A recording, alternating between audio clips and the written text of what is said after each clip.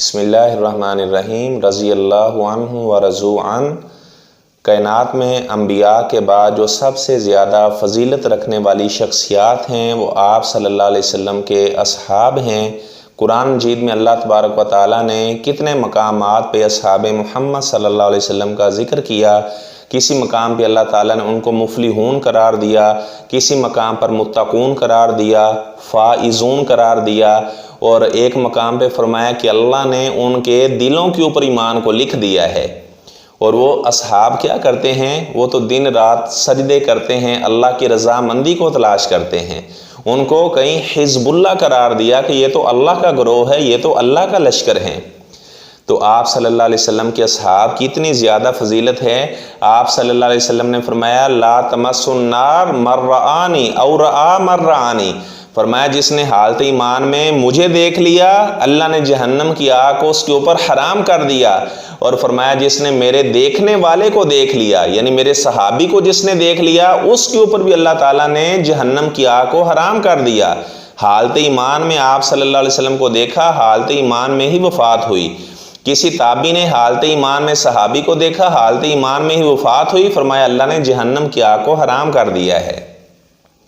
سنن نبی داود میں موقوف روایت ہے، فرمایا کہ کسی آدمی کو اگر اللہ تعالیٰ نوح علیہ السلام جتنی عمر دے دے اور وہ سجدے میں ہی پڑا رہے، اور ایک بندہ نوح علیہ السلام کی عمر تبلیغ کا زمانہ 950 سال ہے، عمر ان کی 1400 سال تھی، یعنی کوئی آدمی 1400 سال سجدے کی حالت میں ہی پڑا رہے، سر نہ اٹھائے سجدے سے، اور فرمایا ایک آدمی حالت ایمان میں آپ صلی اللہ علیہ وسلم کا چہرہ دیکھ لیتا ہے تو اس کا مقام مرتبہ اللہ تعالیٰ نے 1400 سال کی عبادت سے زیادہ بنایا ہے۔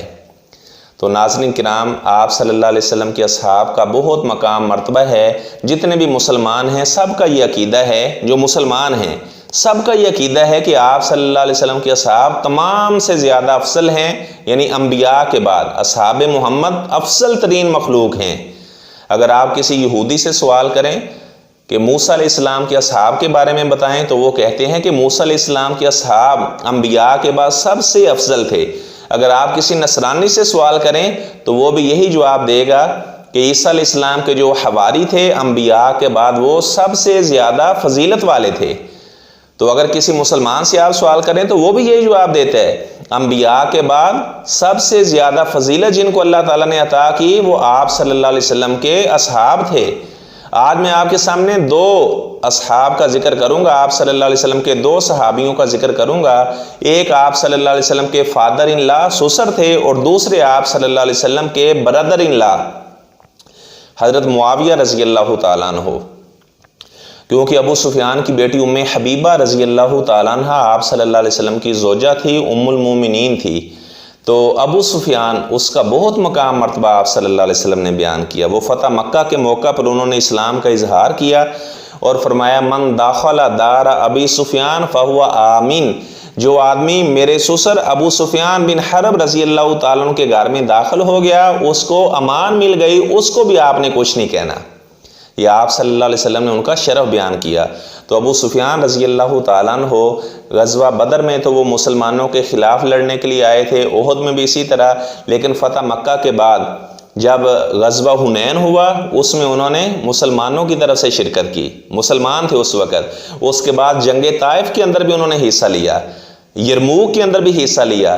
تو میں اللہ تعالیٰ سے دعا کرتا ہوں جہاں پر آپ صلی اللہ علیہ وسلم کے سسر ابو سفیان رضی اللہ تعالیٰ عنہ لیٹے ہیں، اللہ تعالیٰ وہاں پر ان کی قبر پر کروڑوں اللہ تعالیٰ رحمتیں برکتیں نازل فرمائے۔